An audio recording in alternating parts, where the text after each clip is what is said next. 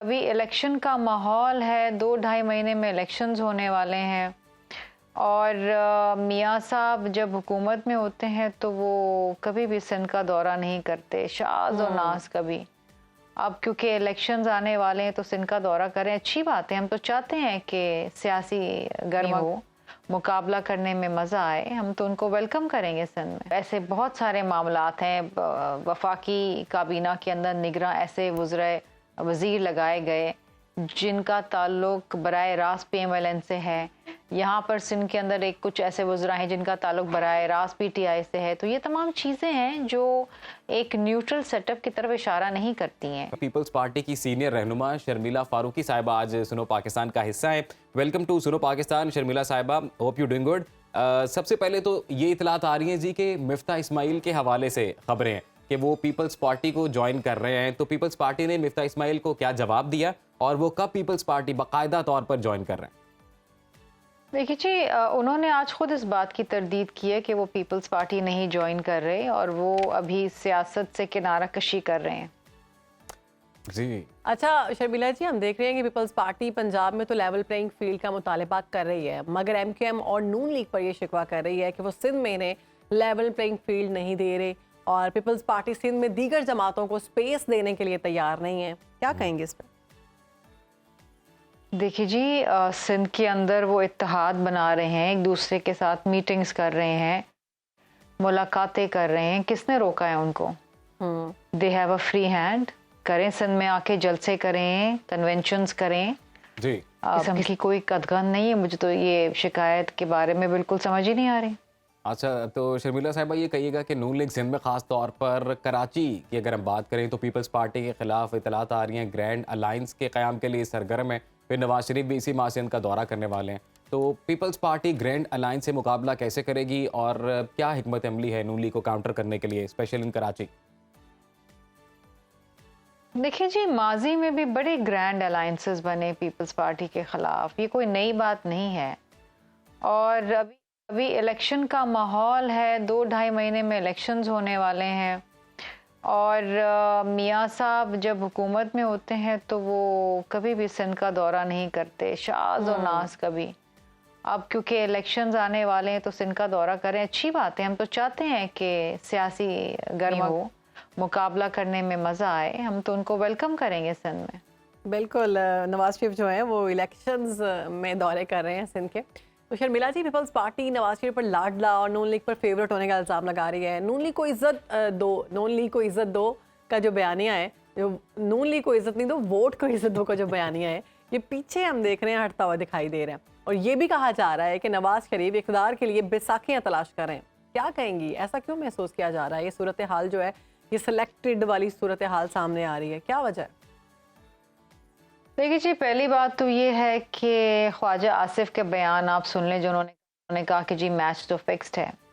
फिर जिस तरीके से एक प्रेफरेंशियल ट्रीटमेंट मियाँ साहब को मिली जब वो वतन वापस आए, तो उससे साफ जाहिर है कि कहीं ना कहीं कोई मामला तय हो चुके हैं। इसी तरीके से आप देखें, जहाँ वो जाते हैं उनको स्टेट प्रोटोकॉल मिलता है, राजा परवेज अशरफ को तो नहीं मिलता, शायद खाकान अब्बासी को तो नहीं मिलता, गिलानी साहब को तो नहीं मिलता। फिर जिस तरह उनकी अपीलें बहाल हुई, फिर उनकी सज़ा मुअत्तल हुई, फिर उनके इजलास जो हैं वो गवर्नर हाउस पंजाब में होते हैं। तो ये तमाम चीज़ें हैं और मैं नहीं, मेरी जमात नहीं, बल्कि इंडिपेंडेंट तज्ज़ियाकार और अखबारात ये बात कर रहे हैं। अगर आप गार्डियन कल पढ़ें या आप डॉन का एडिटोरियल पढ़ें तो ये अखबारात लिख रहे हैं कि एक और सिलेक्शन होने जा रही है। ठीक है जी, सिलेक्शन तो होने जा रहा है बकौल आपके। तो ये कहिएगा कि पीपल्स पार्टी इलेक्शन कमीशन और निगरान हुकूमत पर अदम एतमाद का भी इजहार करती नजर आ रही है और नून लीग पर कबल इस वक्त धांधली के इल्जाम लगाए जा रहे हैं, जबकि MQM ये कह रही है कि जी जो सिंध की निगरान हुकूमत है वो पीपल्स पार्टी की सहूलतकारी कर रही है। तो पीपल्स पार्टी समेत जो सियासी जमातें हैं वो इलेक्शन को मुतनाज़ा बनाने की कोशिश क्यों कर रहे हैं? देखिए जी, एटलीस्ट पीपल्स पार्टी तो इलेक्शन को मुतनाज़ा बनाने की कोशिश नहीं कर रही, लेकिन जो रिजर्वेशंस हैं, जो शिकायत हैं, उनको उनका इजहार करना और सही फोरम तक पहुंचाना, ये पीपल्स पार्टी का बहैसियत एक सियासी जमात का राइट है। अगर आपने इस मुल्क में आज़ाद और मुनसिफाना इलेक्शंस करवाने हैं तो उसका प्री रिक्विजिट है लेवल प्लेइंग फील्ड, और जब तक तमाम जमातों को लेवल नहीं मिलेगी, बराबरी की सतह पे मौके नहीं मिलेंगे और ट्रीटमेंट नहीं मिलेगी, तो इलेक्शन मुतनाज़ा हो जाएंगे। शर्मिला जी, शहबाज शरीफ की क़यादत में इत्तेहादी हुकूमत के 16 माह की अगर बात की जाए तो बिलावल भुट्टो जरदारी साहब वहाँ पर वज़ीर ख़ारजा रहे, खूब गैर मुल्की दौरे किए गए, शहबाज शरीफ की कारकर्दगी पर तारीफ़ों के पुल बांधे गए, शहबाज स्पीड की मिसालें देते रहे। अब पीपल्स पार्टी 16 माह की कारकर्दगी से दूर क्यों भाग रही? देखिए जी, शहबाज शरीफ साहब की स्पीड अपनी जगह, लेकिन उस दौर के अंदर गुर्बत, बेरोज़गारी और महंगाई के अंदर कोई कमी नहीं आई। पीपल्स पार्टी ने उस कोalition गवर्नमेंट को सपोर्ट दी। हम नहीं चाहते थे कि एक इन हाउस चेंज हुआ है, एक वज़ीर आज़म घर गया है तो दूसरा भी हम 5-6 महीने में गिरा दें। हम चाहते थे कि हम खैर व आफ़ियत के साथ ये टर्म पूरी करें, मुल्क में आज़ाद, मुनसिफाना और शफाफ इलेक्शन, नया वज़ीर आज़म आए अवाम के वोटों के ऊपर, सिलेक्शन पे नहीं, और वो आके सियासी और माशी मामलात को हल करे। वैसे शर्मिला फारूकी साहबा, ये कहिएगा कि जो मरकज़ी सियासत है पीपल्स पार्टी की, जो मरकज़ी रहनुमा हैं वो तो काफ़ी मुतमईन नज़र आते हैं कि वो यकीनन इंतखाबात जीतेंगे, लेकिन यूसुफ रज़ा गिलानी ये कहते हैं जी कि पीपल्स पार्टी को बैक फुट पर ले जाने की कोशिश की जा रही है। तो पीपल्स पार्टी को कौन दीवार से लगाने की कोशिश कर रहा है और कैसे? देखिए जी, बहुत से ऐसे इलेक्टेबल्स थे जो बलूचिस्तान में पीपल्स पार्टी में शमूलियत इख्तियार करना चाह रहे थे। उनको कहा गया कि आप PMLN में चले जाएं। इसी तरीके से सिंध के अंदर तरक्याती काम रोक दिए गए जो पीपल्स पार्टी ने शुरू किए थे। इसी तरीके से ऐसे बहुत सारे मामलात हैं।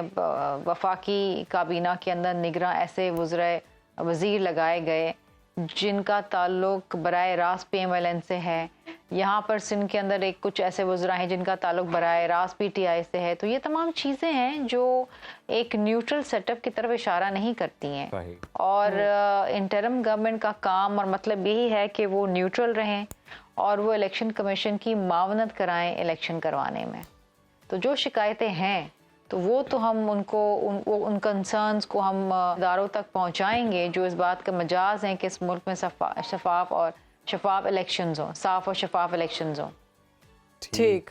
अच्छा शर्मिला जी, नून लीग बार बार ये दावा कर रही है कि 18वीं जो तरमीम है, आईनी तरमीम को ख़त्म नहीं, मुकम्मल तौर पर ख़त्म करेंगे, मगर पीपल्स पार्टी ये ख़दशा ज़ाहिर कर रही है कि 18वीं तरमीम ख़त्म करने की कोशिश हो रही है। तो इस पर क्या कहेंगे? देखिए, नून लीग ने हमेशा से जो उनकी सियासत रही है ना, वो जारहाना सियासत रही है, और वो समझते हैं कि इक़्तिदार के ऊपर गासिब रहें। वो नहीं समझते कि जी अगर सूबे मजबूत होंगे, सूबे बाख्तियार होंगे तो वफाक जो है वो मजबूत होगा। वो समझते हैं कि जी वो वज़ीर आज़म रहें और वज़ीर आज़म के पास हर चीज़ हो, हर चीज़ का अख्तियार हो। हम समझते हैं कि ताकत का सरचश्मा अवाम है।